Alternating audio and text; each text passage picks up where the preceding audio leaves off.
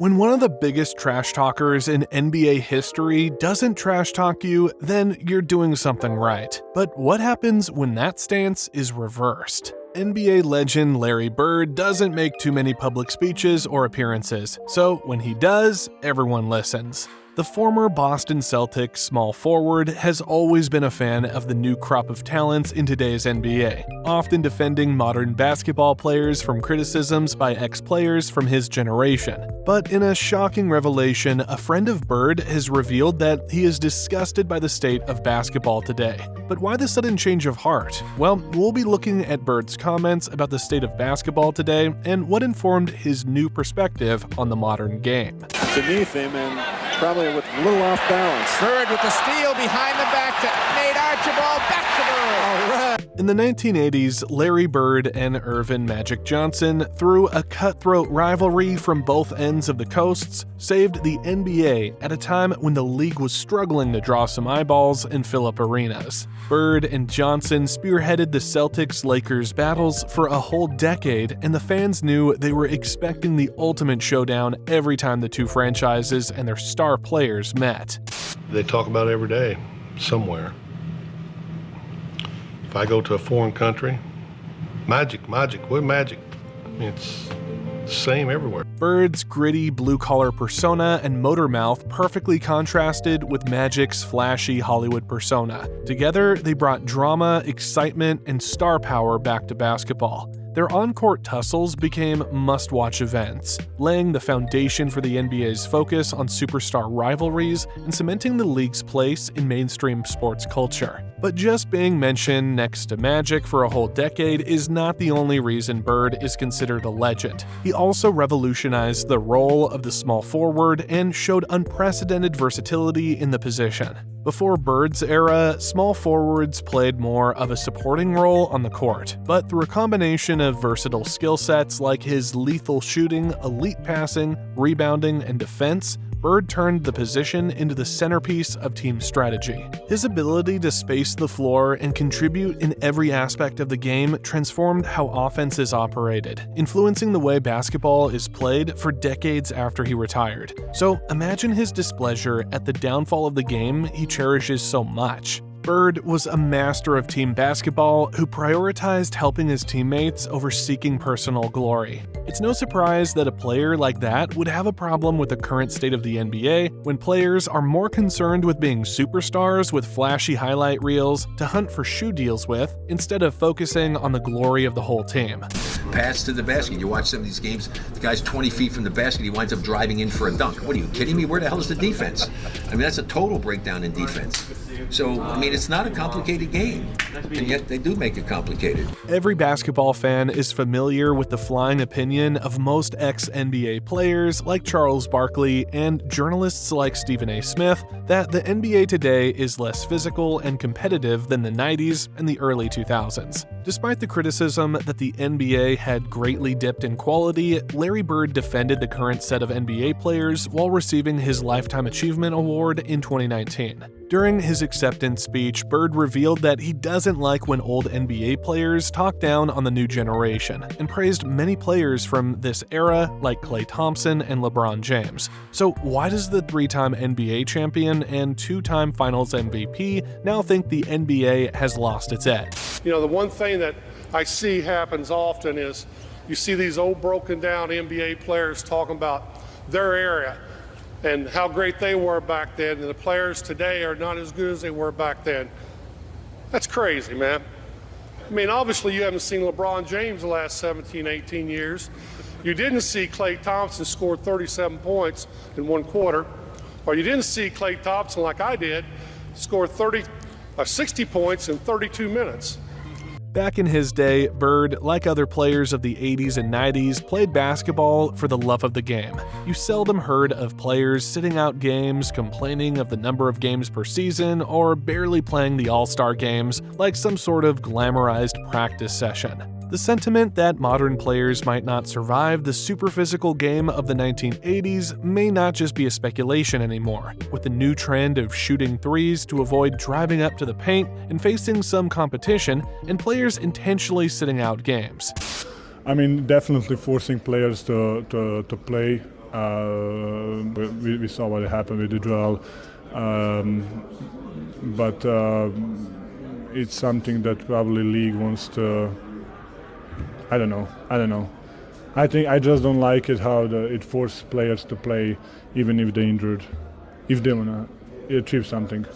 The turning point for Bird was the 2024 All-Star Game. According to Bob Ryan, legendary sportscaster and a friend of Bird, Larry thinks the 2024 All-Star Game was a joke and was disgusted by it. Back in Bird's day, driving to the hoop meant you could lose a limp or suffer a season-ending injury. In today's game, a slight jersey tug is a foul. Some NBA legends have complained of a perceived lack of fundamentals and defensive intensity in today's game, as the three-point pandemic engulfed the NBA with the mammoth success of Steph Curry and Klay Thompson in the last decade. Michael Jordan and Magic Johnson's star power was quite a rare achievement in their era, but today every NBA player wants a Hollywood Nike shoe deal. You think Larry Bird would be caught dead in a pregame tunnel fit check?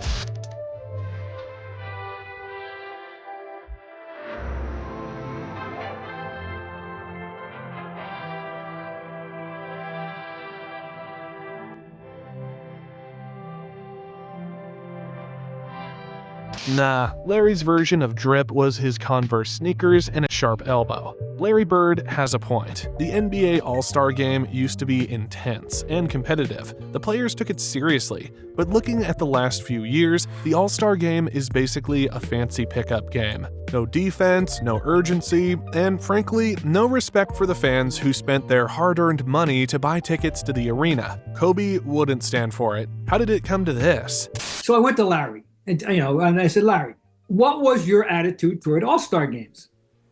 I wanted to win. We played competitive games. No, you don't want anybody to get hurt, but you played basketball and you wanted to win. In their primes, Larry Bird, Magic Johnson, Hakeem Olajuwon, and other players of the era approached the All-Star Game like it was a playoff series. When asked how he felt about these games, Bird kept it simple. I wanted to win. That wasn't the mentality back then. The players competed with grit and pride, even in exhibition games. They didn't just show up on the court, they showed up and showed out. With 8 points, he was the co-MVP last season. Allen Iverson. Well, we've seen 2 spectacular plays by Allen Iverson already, playing off the ball. Look at the shot. Actually, his body is behind the back. Whether it was MJ's 40-point homecoming masterclass or Allen Iverson leading the East back up from a 15-point deficit in DC in 2001, the All-Star Game was always the stuff of legends, not just a break in transmission. Do the stars of today bring the same fire? Not even close. For most of them, the All-Star Game is a chance to jog around, avoid injury, and maybe throw up some highlight reel dunks for Instagram. Bird's philosophy was different. Basketball, no matter the stage, should always be played with heart. The All-Star Game today is basically a dunk contest without judges, and a three-point contest without consequences. Steph Curry is going to go down as one of the greatest players to ever set foot on a basketball court. He revolutionized the way basketball is played, but there's a flip side to that revelation. The right hand. Here's Curry again. Crossing over behind the back. Now against McCollum. Dribbles left. Curry sets a pass to Green, and he dunks it. Not everybody trying to pull a Steph Curry from beyond the three-point line is nearly as efficient a player as Steph is. They don't have his ball IQ, nor passing, but they're overly obsessed with casually lobbing half-court shots, looking more like they're on the set of a Nike promotional campaign than in the middle of a competitive game. Moreover, the numbers don't lie. The average score today looks more like a video game than a competitive event. It's all flash and no substance, leaving fans wondering if the game is even worth watching. This is bad for the NBA's image. Let's go back to Bird's era for a second. Back in the 80s, the All-Star Game was electric. Players like Bird, Magic Johnson, and Michael Jordan treated it like a chance to prove they belonged among the best players in the league. It was like an extra playoff game. Even in interviews, you could hear the passion in their voices. They talked about pride, competition, and giving the fans a show they'd never forget. The excitement that the All-Star Game generates, it never gets old. To play against them all season long, Now I'm going to see what it's like playing with them and see if I can blend my talents with their talents. You know, I'm not thinking about outshining these guys. I just want to be out there and competing with these guys. It's a great honor. There's no question about that.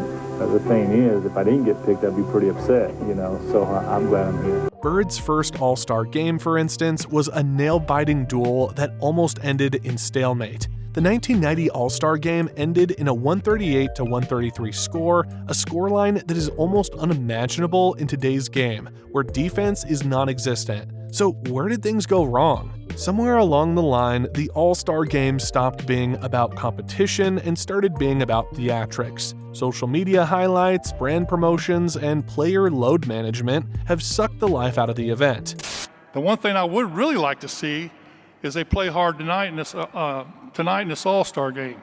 I think it's very important when you have the best players in the world together. You got to compete, and you got to play hard, and you got to show the fans how good they really are. Even Larry Bird himself, a man who rarely speaks publicly these days, has expressed his disgust. He reportedly gave players a pep talk at last year's game in Indiana, urging them to play hard and show pride for the fans, and they responded with an embarrassing display that many dubbed one of the worst All-Star games in NBA history. A prime example of the disparity between the game back in the day and the game today is the inflated score lines. The 1980 All-Star game was at a 64-58 stalemate at halftime. The defense was tight. Both teams gave their all on the floor. In contrast to the 2024 game, which had a halftime score of 104-89. The game was basically a three-point contest with no defense. This quote anybody's ever had about Larry Bird. He said, when you're playing against him, you're looking into the eyes of an assassin.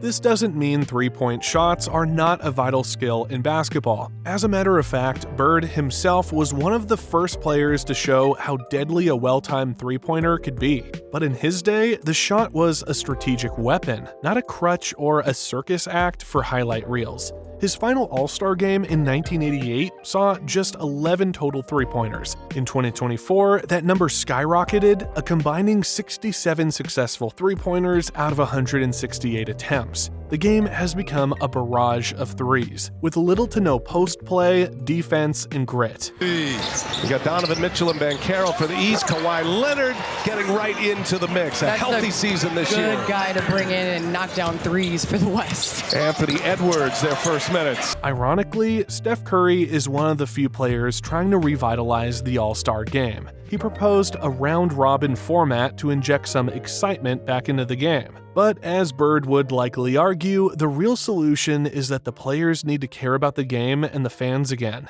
Do you think Larry is right in his assessment of the modern game, or do you think the game is in the right place? Let us know your thoughts in the comments. Don't forget to like and subscribe for more.